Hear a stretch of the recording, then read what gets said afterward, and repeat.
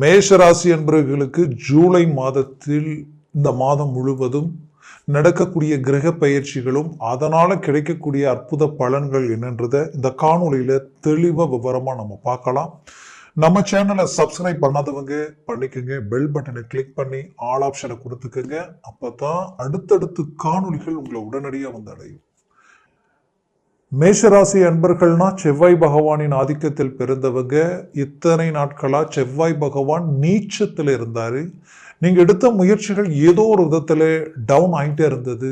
அதனால ஒரு சில உங்களுக்கே தெரியாத அளவுக்கு ஒரு சில சோர்வு, அதே நேரத்தில் மன ரீதியில ஒரு நம்பிக்கை குறைவாகவும், நம்ம என்ன ரிஸ்க் எடுத்தாலும் இவ்வளவுதான் போல் இருக்கேன்ற அளவுக்கு ஒரு நெகட்டிவ் வைப்ரேஷன் உங்களுக்கு கிரியேட் ஆயிருந்திருக்கும்.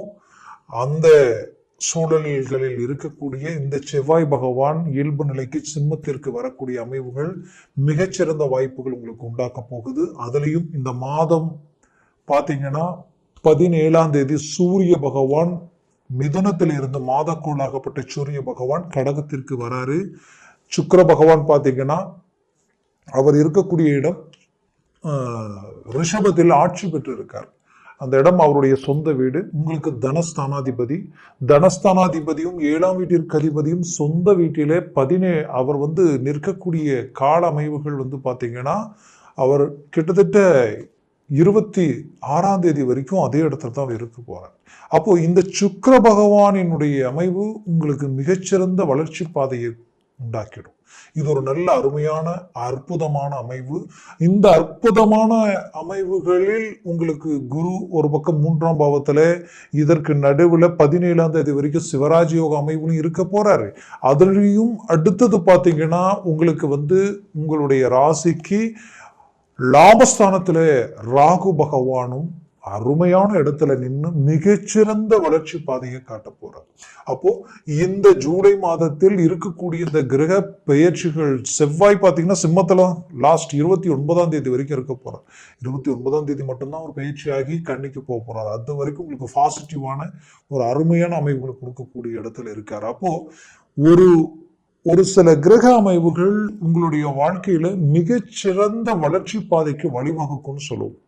அப்படி ஒரு புறம் இந்த சுக்கிர பகவான் தனஸ்தானத்தில் இருக்கிறதுனால தனம், செல்வம், செல்வாக்கு ஏதோ ஒரு விதத்துல கமிட்மெண்ட் ஆகக்கூடிய வழிகள் பிறக்க போகுது. நீங்க ரொம்ப நாளா கேட்டு வராத பணம் உங்களை அடைய போகுது. குறிப்பா சொல்லணும்னா ரொம்ப நாளா சலிப்பு சங்கடங்களோட உங்களுக்கு வேண்டியவங்க விலகி போனவங்க மீண்டும் உங்களை தேடி வரக்கூடிய வாய்ப்புகள் பிறக்கும். குடும்ப ரீதியில மேசராசி என்பர்களுக்கு பொதுவாகவே சொல்லணும்னா பெற்றோர்கள் பிள்ளைகளுக்கு பலமாயிடுவாங்க. பிள்ளைகளுக்கு பெற்றோர்களால நல்ல மேன்மைகள் கிடைக்கக்கூடிய நேரமா அமைய போகுது. உங்களுடைய இத்தனை காலமா இருந்த வேகத்தை காட்டிலும் பல மடங்கு உங்களுடைய ஸ்பீட் இன்க்ரீஸ் ஆக போகுது.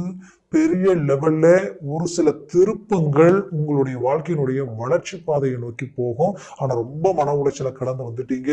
கடந்த காலகட்டங்களில் இனம் புரியாத மன உளைச்சலுக்கு ஆளாயிட்டீங்க. அதற்கு எல்லாமே காரணம் ஒரு புறம் ராகு கேதுக்கள் இதற்கு முன்னாடி இருந்த இடமும், அதே போல குரு பகவான் உங்களுக்கு அவர் தனஸ்தானத்துல இருந்தும் கூட உங்களுக்கு நல்லதை செய்ய முடியாத அளவுக்கு அதற்கு முன்னாடி இருந்த ஜென்ம குருவும் விரைய குருவும் இது எல்லாமே உங்களுக்கு ஒரு நெகட்டிவான ஒரு சூழலை உண்டாக்கிட்டாங்க.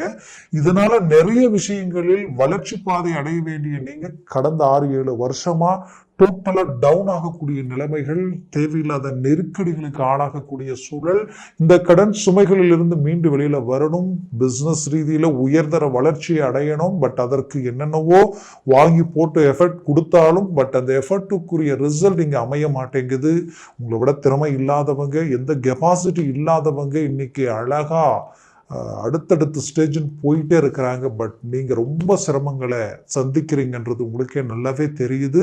உங்களை சுத்தி இருக்கிறவங்க கூட நீங்க எடுக்கிற ப்ராஜெக்ட் 100% சக்சஸ் அளவுக்கு நம்பிக்கையோடு இருப்பாங்க. ஏன்னா உங்களுடைய வேலையை கண்டு அவங்க வியப்படைகிற அளவுக்கு உங்களுடைய மேனேஜ்மெண்ட் அவ்வளவு நல்லா இருக்கும். பட் ஆனா கடைசியில பார்த்தா காரணமே இல்லாம ரிஜெக்ட் ஆகி நிற்குதுன்ற ஒரு மன வருத்தமும், அது மட்டுமல்ல எந்த ஒரு வேலையும் உடனே அடியே கிளிக் ஆக மாட்டேங்குது. இன்னைக்கு நாளைக்கு போயிட்டே இருக்கு. குறிப்பா சொல்லணும்னா இந்த ப்ராப்பர்ட்டியை வித்தா நம்ம பிரச்சனை சால்வ் ஆயிடும் நினைச்சு எதிர்பார்த்த அந்த ப்ராப்பர்ட்டி இன்னைக்கு வரைக்கும் விற்கவும் முடியல. அதற்குரிய முயற்சி எடுத்தாலும் டவுன் ஆகுது. அந்த ப்ராப்பர்ட்டி வித்து வர வேண்டிய பணத்தை விட இந்த பக்கம் கடன் வேகமா இம்ப்ரூவ்மெண்ட் ஆகுது.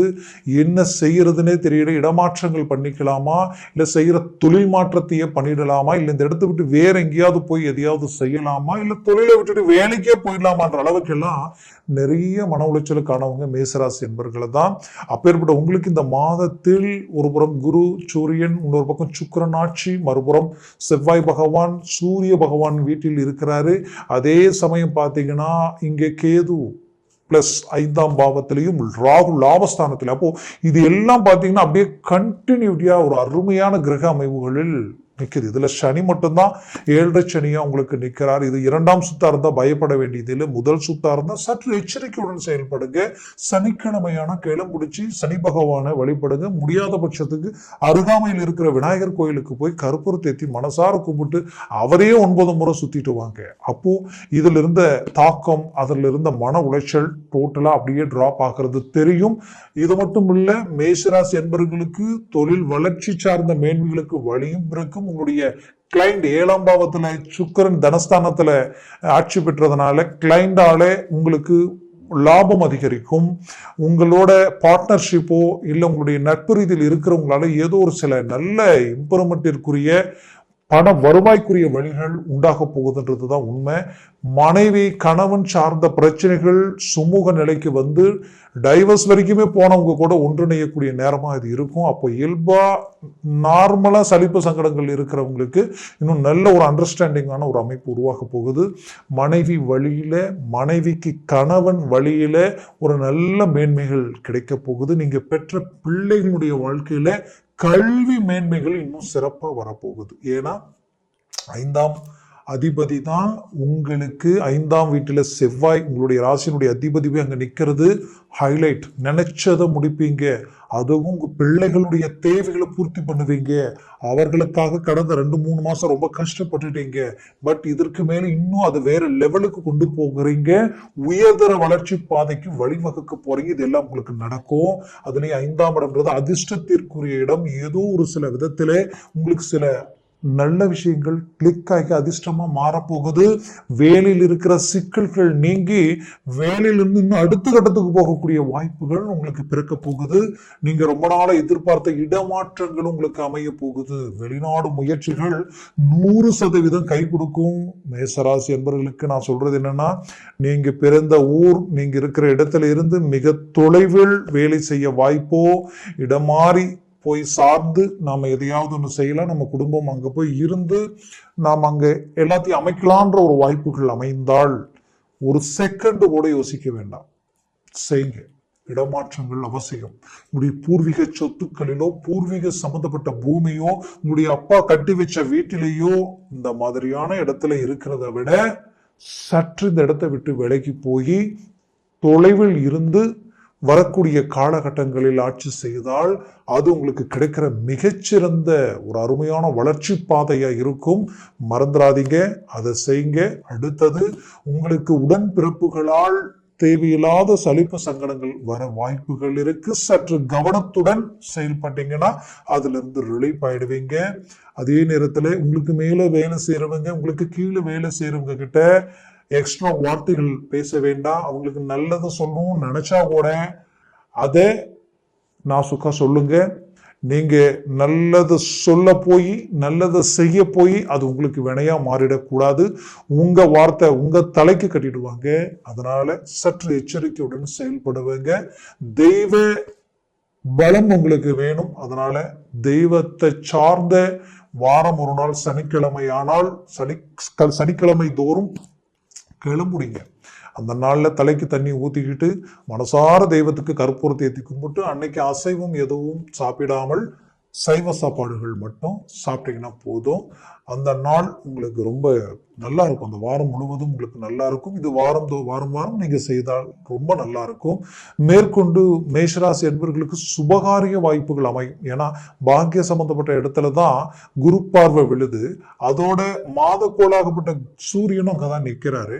இதுல சுக்கிரன் தனஸ்தானத்துல நிக்கிறதுனால குடும்ப விருத்தி ஆகும். அப்போ ரொம்ப நாளா தடப்பட்ட திருமண வாய்ப்பு முயற்சி கைகூடி வரப்போகுது. அதுலயும் குடும்ப விருத்தின்றது புத்திரபாகியம்.